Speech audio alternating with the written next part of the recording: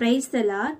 ஒரு செல்வந்தருடைய வீட்டில் பொன், வெள்ளி, வெண்கலம் போன்ற பாத்திரங்கள் இருந்தது. ஒரு விருந்தில் உணவு பரிமாறுவதற்காக பாத்திரங்களை எடுக்க எஜமான் வந்தார்.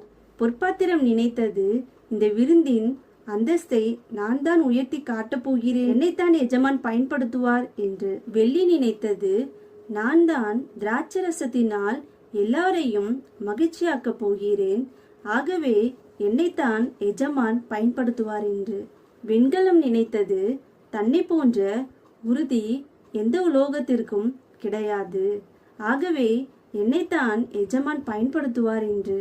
எஜமான் எல்லாவற்றையும் தாண்டி போய் களிமண்ணால் ஆன மண்பாண்டத்தை எடுத்து அதை சுத்தம் செய்து உணவை நிரப்பி பயன்படுத்தினார்.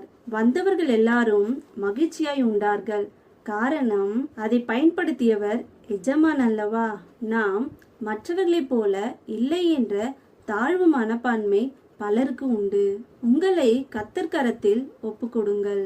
நம் தேவன் நம்மை பயன்படுத்தும் போது மக்கள் நம்மை ஏற்றுக்கொள்வார்கள். தாவீதை அவன் சொந்த குடும்பத்தார் அங்கீகரிக்கவில்லை, ஆனால் கர்த்தர் பயன்படுத்தினார்.